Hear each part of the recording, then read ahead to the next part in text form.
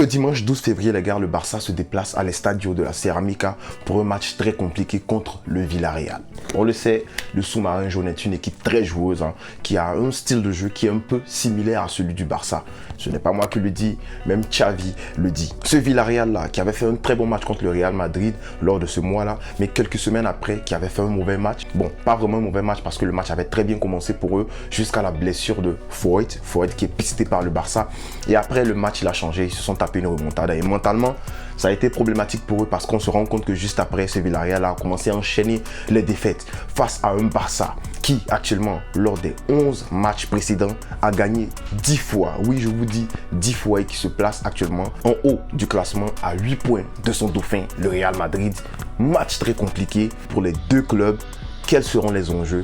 Quels sont les 11 qui devraient être alignés pour ce match-là? On en parle dans cette vidéo. Let's go!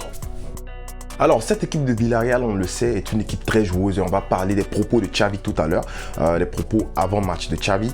Mais on va se concentrer rapidement sur l'équipe de Villarreal qui a une équipe qui joue très bien au ballon et on est fatigué de le dire.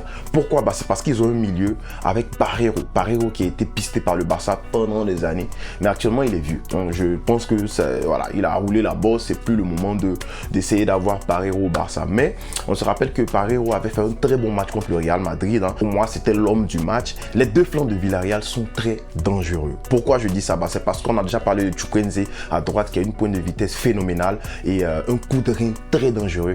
Mais on peut parler aussi de Yeremy Pino, voilà, un ailier qui était aussi pisté par le Barça la saison dernière. Et lors du match contre le Real Madrid, Yeremy Pino a été auteur d'un but avant d'être remplacé. Donc avec ces gars-là, lorsque tu places un attaquant de pointe qui n'a pas peur de prendre la profondeur comme Moreno, là, ça devient deadly, ça devient monstrueux. En plus de ça, tu mets un coach qui est très bon à gérer les équipes. Bon, pas les grosses équipes, on va dire ça directement. On va dire que Sétienne, les grandes équipes, c'est pas fait pour lui parce qu'il a de très belles idées, mais c'est compliqué de venir dans de grands clubs et puis d'instaurer ses idées parce que voilà, il faut aussi être en mesure de gérer les grosses têtes du club, les Messi, les Suarez, les Griezmann.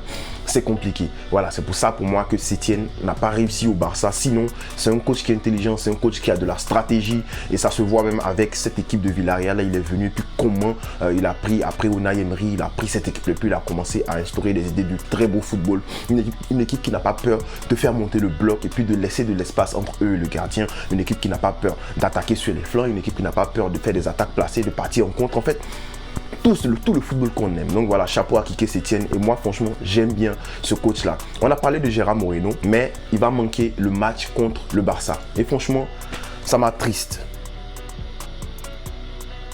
Alors, après s'être tapé une remontada contre le Real Madrid, cette équipe de Villarreal là, franchement, ça a été compliqué pour eux. Bon, ils sont venus à bout de Girona avec un but à 0, mais il faut noter que cette équipe de Girona a eu un carton rouge. Mais après cela, ils ont joué contre le Rayo Vallecano à domicile au Ceramica et ils ont perdu un but à 0. Mais là où il y a un très gros problème, c'est qu'ils ont pris 3 buts contre Elche à l'extérieur. 3 buts par le même gars, Mila, un triplé de Roger Mila. Avant de commencer à parler du Barça, il faut noter que le Barça contre Villarreal, ça a toujours été en faveur du Barça. Parce que le Barça a été invaincu, je dis bien invaincu, 28 fois sur 29 rencontres contre Villarreal. On se rappelle de la défaite qu'on avait mangée contre eux, 2 buts à 0. Au Camp Nou, franchement, ça nous a refroidi. Voilà, c'était Xavi qui s'était fait bien rincer par Unai Emery. On le sait, Unai Emery, c'est un titan en termes de tactique au football. Voilà, c'est un génie au football. On va le dire, c'est juste que le côté meneur d'homme, il y a certains clubs où ça ne fonctionne pas. On avait mangé 2 buts, mais bon, quoi de plus normal quand tu avais dans ta charnière centrale l'anglais. Mais depuis lors, les gars, c'est un changement qui est arrivé dans cette équipe-là. C'est un bouleversement. Franchement, on est passé du trou noir à la galaxie footballistique. Je raconte n'importe quoi, mais j'aime bien ça. Ouais, parce que Ter Stegen même le dit. Ter Stegen dit que Xavi a changé la mentalité de cette équipe-là. Et lui, Ter Stegen, il se sent bien.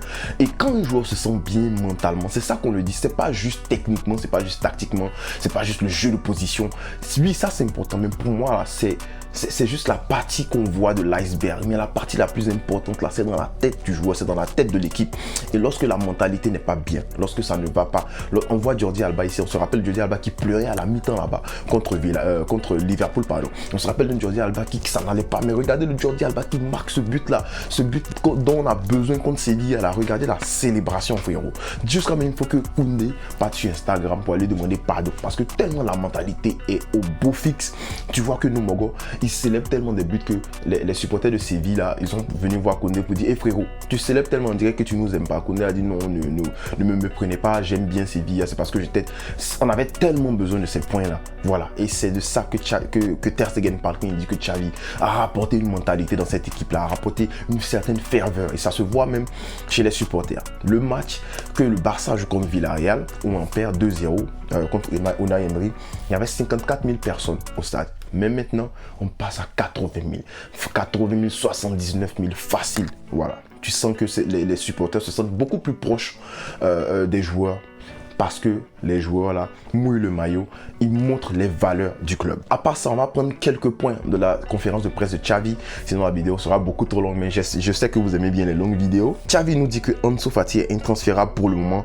Tout le monde est intransférable. Bon, c'est une manière de dire. Il faut valoriser les joueurs, mais je sais qu'on sait bien que le petit il est transférable actuellement. Et ça se voit même parce que actuellement au Camp Nou, dans le musée, son maillot ne se vend pas. Au Barça Shop, son maillot ne se vend pas bien. Voilà, il fait même pas partie des top 5 maillots qui se vendent bien.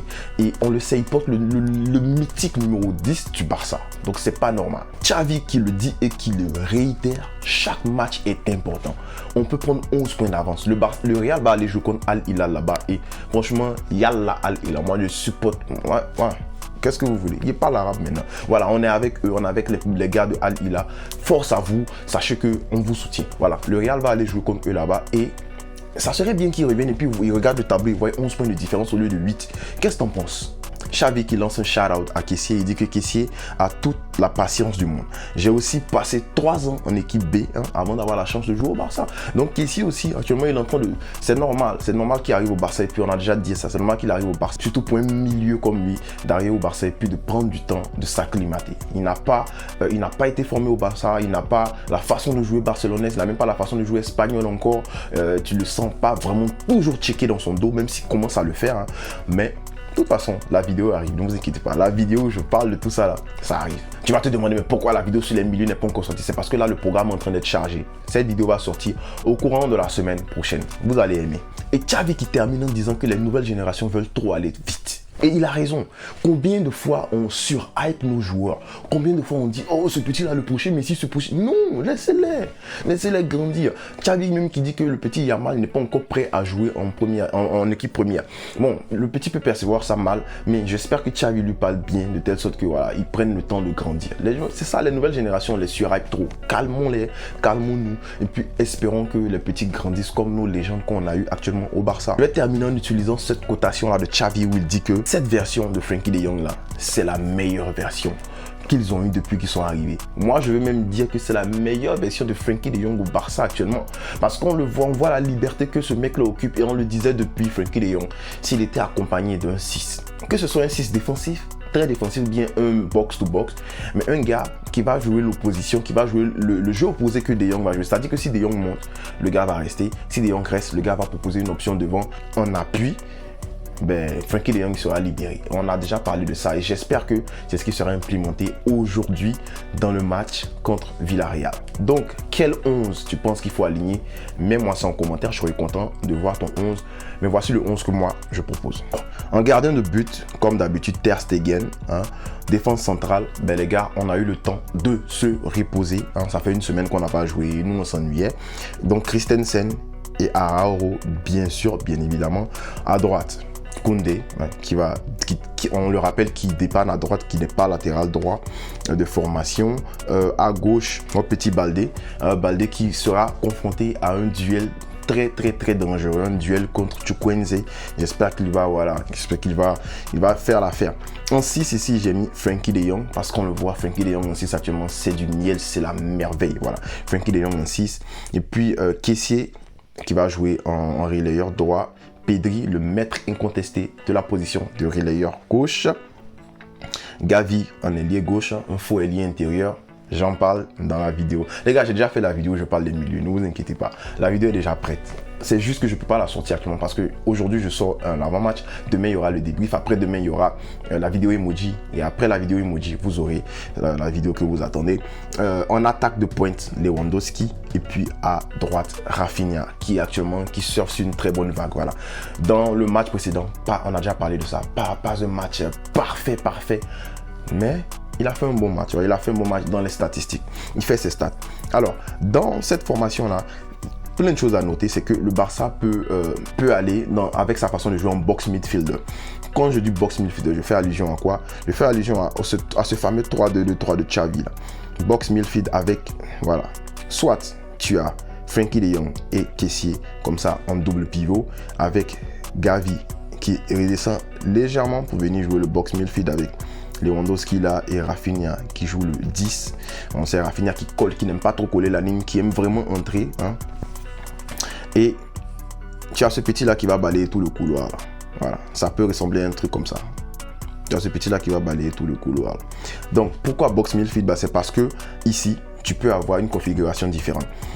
On le sait qu'ici n'est pas le joueur du Barça qui va énormément toucher le ballon, n'est pas le milieu du Barça qui sera à l'aise dans les petits espaces. Donc souvent pour les sorties de balle, surtout pour une équipe qui presse beaucoup, tu veux pas de caissier là, tu veux vraiment de caissier dans le box pour venir apporter le danger. Donc Kessié va jouer cette position là, hein.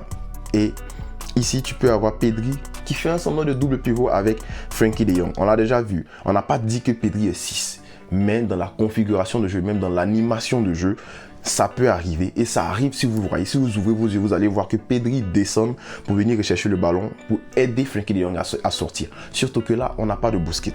Aussi, ce qui pourrait arriver, c'est l'effet inverse. C'est que ce soit Gavi qui vienne récupérer le ballon. On a vu faire ça avec l'Espagne, on a vu faire ça avec Xavi. Et Frenkie de Jong pour aider Frenkie de Jong à sortir le ballon. Donc, dans ce box midfield, dans ce milieu à 4 là, il y a plein de configurations possibles. Donc, il n'y a aucun joueur qui a une position en fait, qui sera figée à lui-même. Voilà, ça dépendra de la situation. Donc voilà, avec ce 11 là, franchement, je pense que le Barça a de quoi gagner Villarreal. Mais il faut voir aussi que Villarreal peut vraiment rebondir de sa mauvaise forme. Voilà, il leur suffit juste de taper le Barça ou bien de faire un très bon match contre le Barça et puis ils vont ressortir de leur mauvaise forme. Mais nous, on veut corriger le quart, on veut mettre les 11 points. Donc, dites-moi en commentaire c'est quoi votre pronostic. Je ne donnerai pas de pronostic cette fois-ci, mais on ne cessera jamais de le dire les gars. Pisca El Barça.